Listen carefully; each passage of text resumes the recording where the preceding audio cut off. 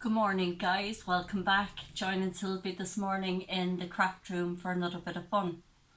It's a beautiful day outside. I hope you're all staying safe and well and getting your exercise and being a bit creative. Well, today I'm conscious that some of you might be saying, well, I don't have paper for doing all this creative stuff. So I'm going to show you what you can do in that case. This is an old book that my daughter read years and years ago, and I use it as an art journal. So in this video I'm going to show you how to prepare a book to use it as an art journal. And let me just kind of flick through it. Now, I haven't done anything with the cover, but we can make the cover look really arty in another video. But all you have to do simply is to stick two of the pages of the book together to make it nice and strong, because using a page is kind of they'll buckle and what have you when you put paint on them. So I'm going to flick through this really quickly to show you that it can be used as an art journal, and you have an endless supply of paper then. So this is what I'm going to show you how to do today, how to prepare your pages and have it ready for using. So let me get to a place where I haven't stuck pages together. Okay, as you can see, I prepped quite a few of these. So all you need is your glue stick. Okay, I've got this glue stick here, that'll do. And you put some glue on one side of the paper. Let me just be sure, yeah, they're done. So put plenty of glue on one side of the page, like this. Now you must do it all, you can't kind of just do the outsides and leave the middle. You want the whole thing glued together.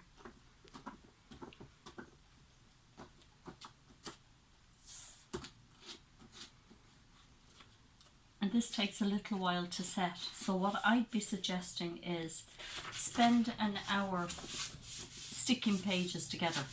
Just go along and every 2 pages stick them together, and then they're ready for when you want to do some work. So that was pretty simple, and as you can see, it makes it nice and strong for painting on. When you have a few pages stuck and they're dry, then spend another little while just putting background colour on your pages.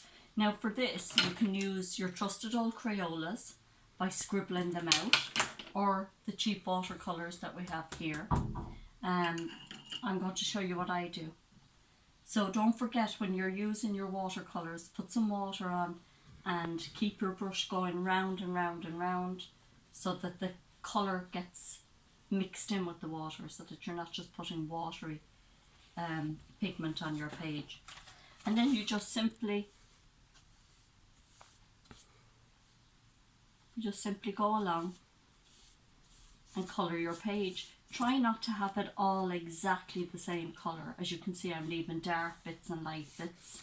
And how you make it light is you just pick up a bit of extra water and it'll get lighter.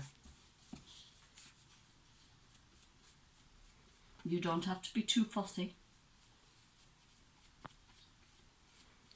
So I find if you put a kind of a shade of blue at the top, and when you get very near the bottom then start adding in a bit of green.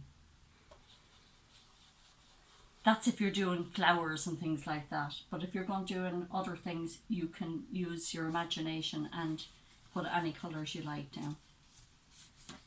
So you can see I'm not being fussy at all, I'm just slapping the paint onto it. Doesn't matter if you bring the green up into the blue.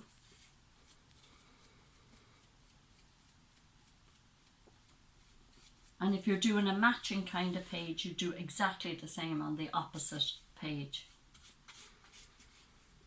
Then it's very important to let that dry, because you can't do any kind of art on it when the watercolour is wet.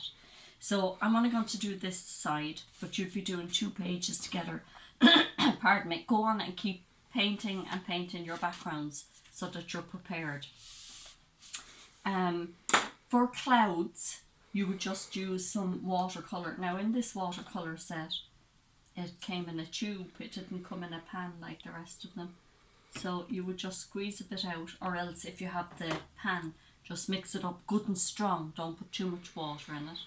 And use something like a piece of cotton wool, a scrunched up piece of cotton wool. I might just dry this off a little bit.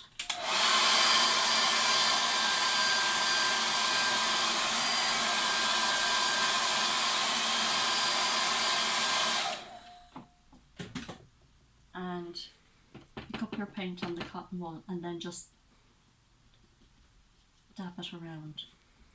Don't have perfectly round clouds, because clouds aren't perfectly round. Just have them as wispy bits in the sky, and it makes it a little bit more realistic.